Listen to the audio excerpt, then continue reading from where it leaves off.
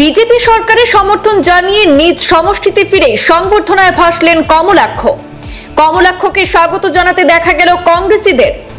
আংশিক বিজেপি কর্মী ছাড়া কমলাক্ষকে স্বাগত জানাতে বের করা মিছিলের অগ্রভাগে যুব কংগ্রেসীরা। কমলাক্ষ দেপুরকাস্ত করিমগঞ্জে ঢোকার পর সরগরম হয়ে উঠল সীমান্ত শহর। আতশবাজি ফাটিয়ে আনন্দ উল্লাস করলেন কমলাক্ষ অনুগামীরা। কংগ্রেসকে প্রত্যাখ্যান জানিয়েও করিমগঞ্জে কদর কমেনি কমলাক্ষের। বিধায়ক কমলাক্ষ দেপুরকাস্তকে দেখতে শহরে উপচে পড়ে ভিড়। করিমগঞ্জের এওসি পয়েন্ট থেকে পায়ে হেঁটে অনুগামীদের সাথে করিমগঞ্জ সার্কিট হাউসে উপস্থিত হন বিধায়ক কমলাক্ষ দেপুরকাস্ত। পরিস্থিতি এমনটাই জানান দিচ্ছে বিজেপিকে সমর্থন জানানোতে করিমগঞ্জ শহরে বেড়ে গেল কমলাক্ষের অনুগামীর সংখ্যা। বলতে গেলে কমলাক্ষের সমর্থনে শহরে পায়ে পায়ে মানুষের ভিড় উপচে পড়ছে। করিমগঞ্জে বিজেপির কোনো বিধায়ককেও এমন ছন্দে দেখা যায়নি যেমনটা দেখা গেল কমলাক্ষকে। নিজের রাজনৈতিক ক্যারিয়ারের সেরা ফর্মে দেখা গেল প্রদেশ কংগ্রেসের প্রাক্তন কার্যকারী সভাপতি কমলাক্ষ দেপুরকাস্তকে।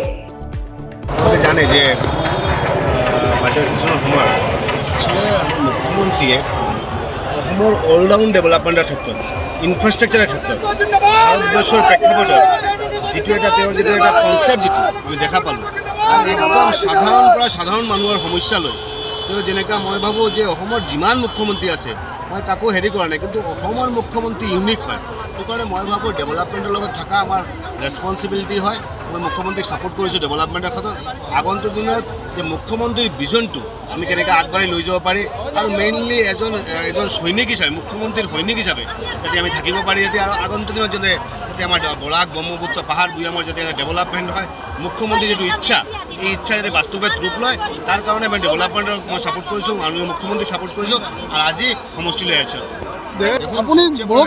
আগবছার কোনো কথা নয়, ব্যাপারটা হচ্ছে গিয়ে যখন বিরোধী দলে ছিলাম যে সময় ছিলাম তখন সেই প্রেক্ষাপটে কথাবার্তা হয়েছে, কিন্তু যখন দেখতে পারলাম যে আসামের মাননীয় মুখ্যমন্ত্রী যেভাবে ডেভেলপমেন্ট করছেন, যে কালকে আসছেন 2000 কোটি টাকা ইয়ে হবে এখানে ব্যয় হবে। আমরা 1000 কোটি টাকা দেওয়া হয়েছিল, তার মধ্যে 400-500 কোটি টাকা 400-500 টাকার খরচ হয়েছে, 1000 কোটি টাকা খরচ হয়নি।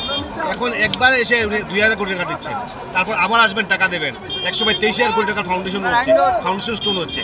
এই যে অভূতপূর্ণ যেটা একটা চেঞ্জেস, যেটা সেই চেঞ্জেসের সঙ্গে আমি মনে করি প্রত্যেকজন আসামবাসী থাকতে হয়, প্রত্যেকজনের থাকাটা উচিত এবং সেই মর্মে আমি বিধায়ক হিসাবে নিশ্চয়ই ওনার সৈনিক হিসাবে থাকতে চাই এবং সামনের দিন যাতে করিমগঞ্জের যাতে উন্নতি হয়, বরাকবেলির উন্নতি হয়, আসামের উন্নতি হয়, আসাম যাতে এগিয়ে যায়। 5টা রাজ্যের মধ্যে একটা রাজ্যের কথা বলা হয়েছে।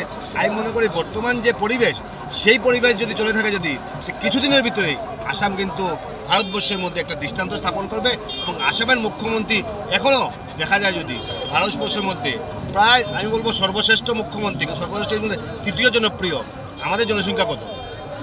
অন্যান্য দেশে অন্যান্য রাজ্যের জনসংখ্যা 14 কোটি 15 কোটি, আমাদের 3 কোটি 30 লক্ষ। তার মধ্যে আমাদের মুখ্যমন্ত্রী 3 নম্বর জনপ্রিয়। তার দ্যাট মিনস কি আসামের ভারতবর্ষের প্রেক্ষাপটে আসামের মাননীয় মুখ্যমন্ত্রী জনপ্রিয়তা অনেক বেশি এবং যেভাবে উনি ওনার কনসেপ্ট ওনার চিন্তাধারা নিয়ে এগিয়ে যাচ্ছেন, আমাদেরকে সাহায্য সহযোগিতা করা, সবাই ওনার সঙ্গে থাকা আমাদের রেসপন্সিবিলিটি। আলোচনার মাধ্যমে গোটেকেইটা সমস্যার সমাধান হয়।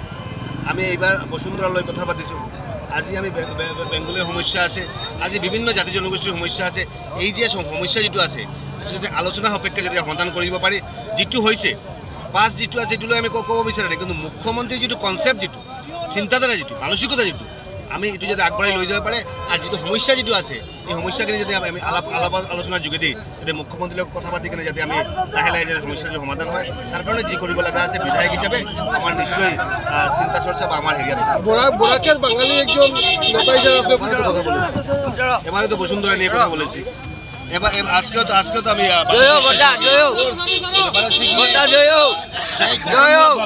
সেই কথাগুলো তুলে ধরা আমি মনে করি একজন বিধায়কের দায়িত্ব কর্তব্য। আমার যা দায়িত্ব কর্তব্য সেটা আমি পালন করি। কংগ্রেসের যে রাজনীতি সেই রাজনীতি বেশি দিন চলবে না। আপনাদের সঙ্গে আমি আর কথা বলবো, কালকে হয়তো আবার কথা বলবো।